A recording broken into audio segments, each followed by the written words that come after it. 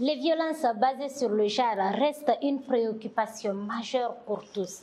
Les institutions, les organisations féminines et même les personnes particulières s'intéressent à ce fléau. Chers téléspectateurs de SAT TV, merci de nous avoir suivis. Je suis très heureuse de vous retrouver. Chose promise, chose faite.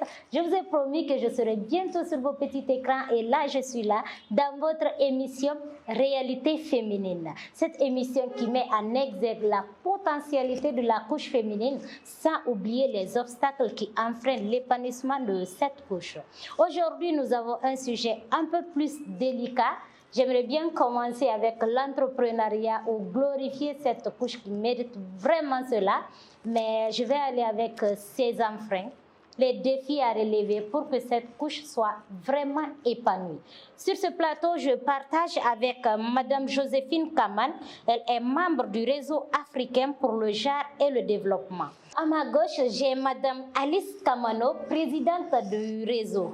Bonjour mesdames. Bonjour. Vous allez bien? Oui, ça va très bien. Vous allez bien? Oui, ça va. Dieu merci. Alors, vous pouvez un peu nous parler de votre réseau? Ok. Le réseau africain pour le genre et le développement est une ONG, une organisation non gouvernementale à but non lucratif, apolitique, fondée par des jeunes féministes sur la base des principes et toute forme de discrimination. Elle a été créée le 10 avril 2022.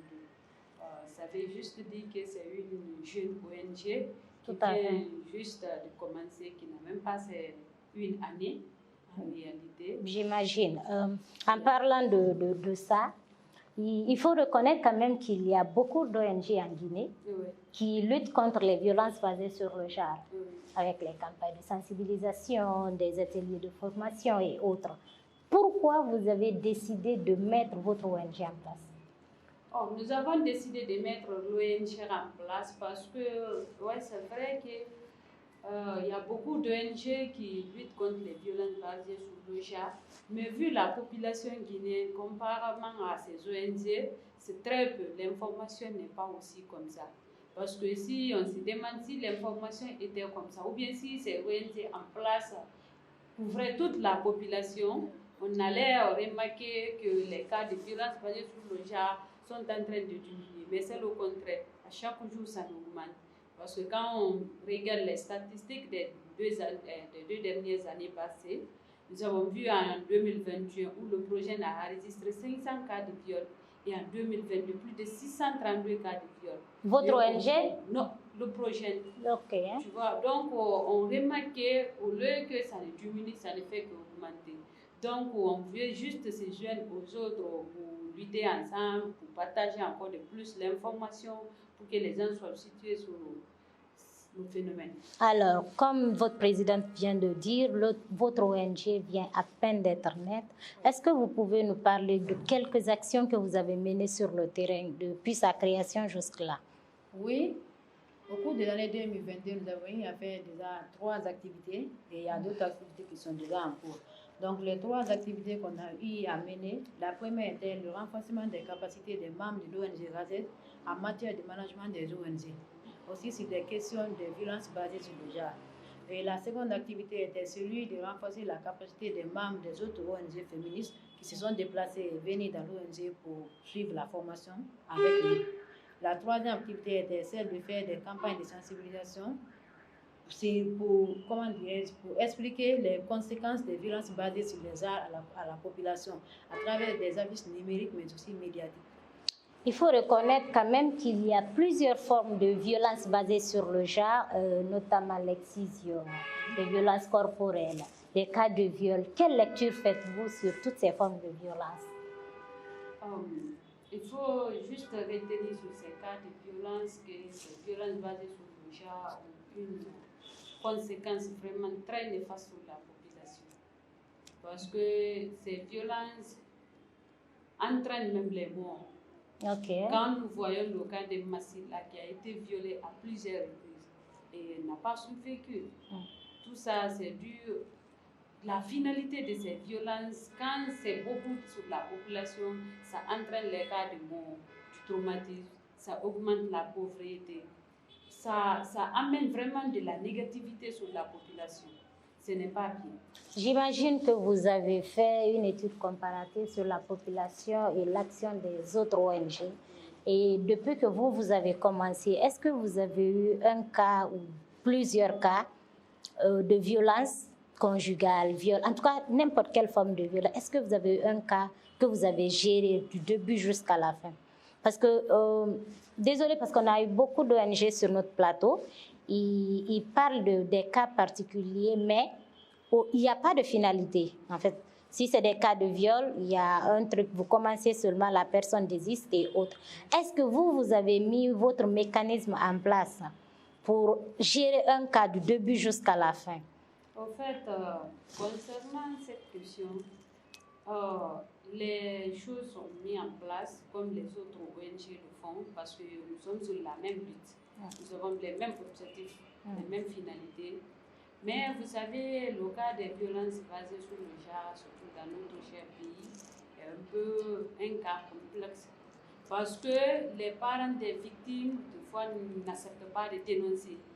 Parce qu'elles ont peur peut-être que leurs enfants soient dévoilés aux yeux de tout le monde. Justement, c'est de ça que je veux parler.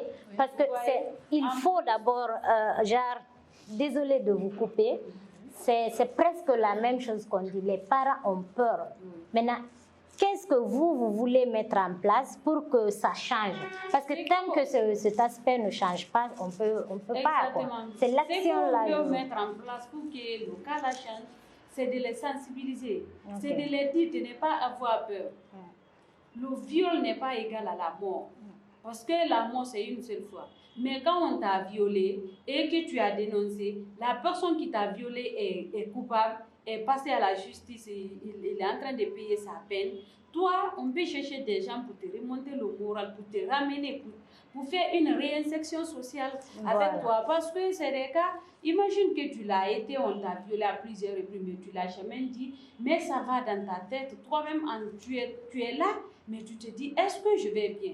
Tu vas voir ces enfants, des fois, si c'est un enfant de rien comme ça, elle peut rester en classe, elle oublie même le coup catégoriquement. Et quand tu l'appelles même, elle a peur, elle fait, tu vois, ça arrive comme ça. Mais en réalité, elle ne peut pas réellement dire de quoi elle souffre.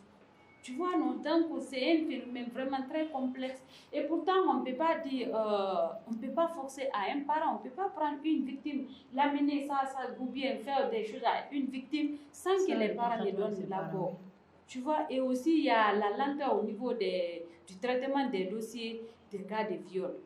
Tu vois, souvent si vous commencez, nous par exemple, on a eu tout dernièrement un cas à Buboya ici, où une petite fille de 8 ans a été violée, parce que c'est des choses, quand vous vérifiez bien, c'est souvent dans la famille. Et les parents n'acceptent pas d'exposer. Comment tu peux exposer ton oncle, bien c'est un frère qui viole un enfant qui travaille, des choses comme ça. Pourtant, donc, un violeur puni, c'est toute une société qui est sauvée. Pour lui. Et tout à fait, en parlant de dénonciation, je pense que votre ONG vient à peine de lancer une campagne de sensibilisation dans la lutte contre les violences basées sur le genre. Est-ce que vous pouvez nous parler un peu de cette sensibilisation? Oui, cette sensibilisation était là pour parler des conséquences, pour expliquer aux parents ou aux victimes, en tout cas ces personnes qui ont été victimes des problèmes de violences basées sur le genre et qui ont fait de dénoncer. Donc cette sensibilisation était là pour parler, de montrer quelles sont les conséquences de ces violences, quelles sont les conséquences que ces violences mènent sur la vie des victimes. Parce que comme elle vient de le dire, si toi tu es violé et que tes parents ne font rien, personne ne t'aide, ça traumatise la personne. Ça peut l'envoyer au cas de suicide, c'est pas facile. Donc c'est pourquoi on a fait cette campagne de sensibilisation pour les expliquer les conséquences que mènent ces violences sur les victimes. Alors, sur les victimes, quels sont les messages clés que vous avez véhiculés lors de cette campagne pour que les parents dénoncent, pour que les victimes aient le courage de faire confiance à des ONG pour les aider, pour donner la force à ces parents qui pensent que les enfants seront, ou les jeunes filles violées ou qui subissent les VBG seront indexés dans la société? Bon, concernant cette question, D'abord, parlant de la sensibilisation, nous n'avons pas pris les violences globales. Nous avons essayé de prendre deux types de violences. C'était celui du viol et de l'exploitation des jeunes filles qui sont atteintes d'albinisme. D'accord. Donc, tout le monde n'a pas pu expliquer si un seul cas. On nous a demandé à ce que chacun choisisse sur le cas où tu peux sensibiliser une personne, soit sur l'exploitation des jeunes filles qui sont atteintes d'albinisme ou sur le cas de viol. Donc, concernant le cas de l'exploitation des jeunes filles atteintes d'albinisme, il y a des filles dont on voit aujourd'hui, elles sont atteintes d'albinisme. Et dans la société, nous remarquons qu'elles sont banalisées, qu'elles sont des fois humiliées. Quand elles sont dans un lieu comme ça avec les gens, elles ne sont pas trop considérées. Parce qu'on voit que les gens se disent que vraiment, on n'a pas le même peau qu'elles, elles sont différentes de nous.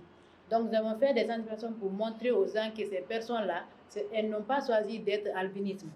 Si leur peau est différente de la nôtre, ça ne veut pas dire qu'elles sont différentes de nous. Donc, on a fait des sensibilisations pour dire que non, stop à l'exploitation des jeunes filles atteintes d'albinisme. Si elles sont là aujourd'hui avec cette peau, ce n'est pas parce qu'elles sont choisies. Et elles ont aussi également les mêmes droits que nous autres. Ok. Alors, je ne sais pas si je vais demander à la présidente ou je vais demander à madame comment vous vous voyez dans 5 ans dans cette lutte. Bon, dans 5 ans, dans cette lutte, on sait que le résultat sera meilleur. Ok, on espère. On espère vraiment. Parce que en réalité, toutes les ONG sont en train de se donner à fond.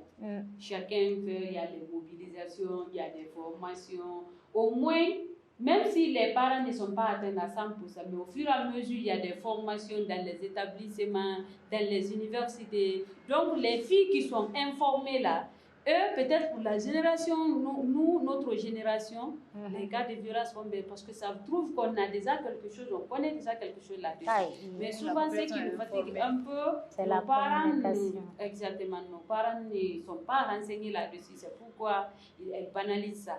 Mais peut-être avec nous, ça va changer. C'est pourquoi les ONG font tout leur mieux pour mettre en place les campagnes de sensibilisation, passer dans les universités, les parler des mutilations génitales féminines, tout ça là, les mariages précoces, les grossesses non désirées, tout ça pour éviter qu'un jour, parce qu'on est appelé à être dans les foyers pour comprendre les précautions à ce qui concerne les enfants.